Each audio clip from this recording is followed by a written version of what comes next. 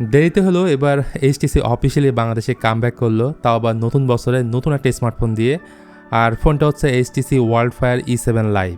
এটার দাম নির্ধারণ করা হয়েছে 12,999 টাকা, যেখানে র্যাম রয়েছে 6GB, ইন্টারনাল স্টোরেজ রয়েছে 128GB, সাথে 1 বছরের অফিসিয়াল ওয়ারেন্টি তো পাচ্ছেনই।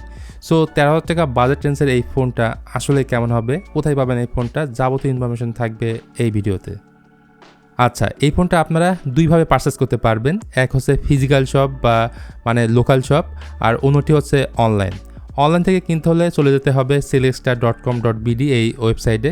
দেন এখান থেকে আপনার পছন্দের কালারটি সিলেক্ট করে বাই নাও ক্লিক করে আপনারা অর্ডার করতে পারবেন। শুরুতেই ডিজাইনে বললে আমার কাছে এই ফোনটার ডিজাইনটা অনেক ভালো লাগছে। রিয়ার প্যানেলে এক ধরনের টেক্সচার দেখতে পাবেন। ফোনটার ওজনও যথেষ্ট লাইট ওয়েট, মাত্র 172 গ্রাম হচ্ছে এটার ওজন, যদিও থিকনেস তুলনামূলক একটু মোটা, 9.25 মিলিমিটার। ক্যামেরা আইল্যান্ডের মধ্যে থাকছে 2টা ক্যামেরা এবং একটা এলইডি ফ্ল্যাশ লাইট। আমার মনে হয় এই ফোনটার ডিজাইন দেখে অনেকে কিনতে চাইবেন, তবে আমি বলবো পুরো ভিডিওটা আগে দেখেন, তারপর না হয় ডিসাইড করেন। মোট 2টি কালার এই ফোনটা আপনারা পাবেন, গ্রে এবং গোল্ড। তাছাড়া সিকিউরিটি হিসেবে থাকছে সাইড মাউন্ট ফিঙ্গারপ্রিন্ট স্ক্যানার এবং ফেস আনলক। সেই সাথে সিম স্লটে আপনারা 2টা ন্যানো সিম কার্ড প্লাস একটি মাইক্রো এসডি কার্ড ইউজ করতে পারবেন। ফোনটার সামনের দিকে রয়েছে 6.74 ইঞ্চির একটা HD+ IPS ইনসেলার প্যানেল, যাতে 120 হার্জ রিফ্রেশ রেট আছে। রেজুলেশন 720x1600 পিক্সেল, গোয়েলা গ্লাস দ্বারা প্রোটেক্টেড ফোনটার ফ্রন্ট প্যানেল। আর ওয়াটার ড্রপ নচের সাথে এই ফোনের বেজেল এবং সিম এরিয়া অনেকটাই বড় দেওয়া হয়েছে। জানি এটা দেখার পর আপনার মনটাই খারাপ হয়ে যাবে। আমার মনে হয় এটা নিয়ে তাদের কাজ করার দরকার ছিল, যেহেতু এখন 2026 সাল। এখন আর কেউ এই ধরনের ব্যাকডেটেড জিনিস দেখতে চায় না। আর এটা যেহেতু HD+ প্যানেল, সো অনেকের কাছে এর শার্পনেস কম মনে হবে। এখানে ফুল HD+ ডিসপ্লে থাকলে ব্যাপারটা অনেক ভালো হতো।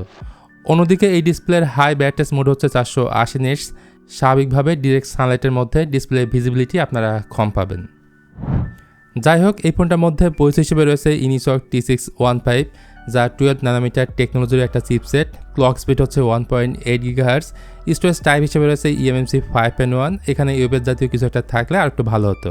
তো ডে টু ডে টাস্ক ভালো মতো এই ফোনটা সামলাতে পারবে, যেহেতু র্যাম আছে 6GB। আর কেউ যদি চিন্তা করে থাকেন এটাতে গেমিং করবেন, ভাই ওই লেভেলের গেমিং তো হবে না, জাস্ট 2D টাইপের গেম খেলতে পারবেন। ভালো বিষয় হলো এই ফোনে আপনারা লেটেস্ট OS টাইপ পাচ্ছেন, Android 16।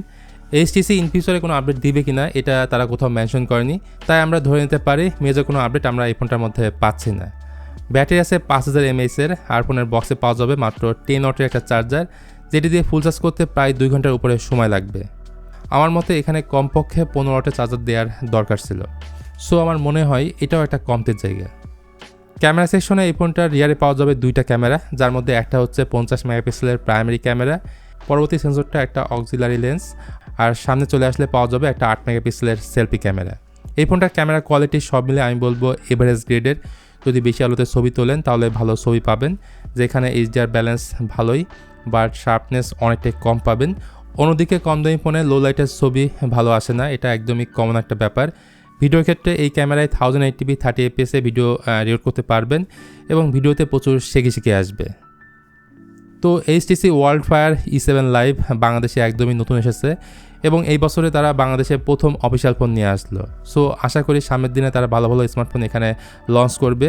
তবে এই ফোনে কিছু জিনিস আমার মোটেও ভালো লাগেনি, যেমন এই দামে HD+ ডিসপ্লে, চিন বেজেল অনেকটাই বড়, IP রেটিং নাই এবং 10 ওয়াটের চার্জার একদমই আমার কাছে কম মনে হয়েছে।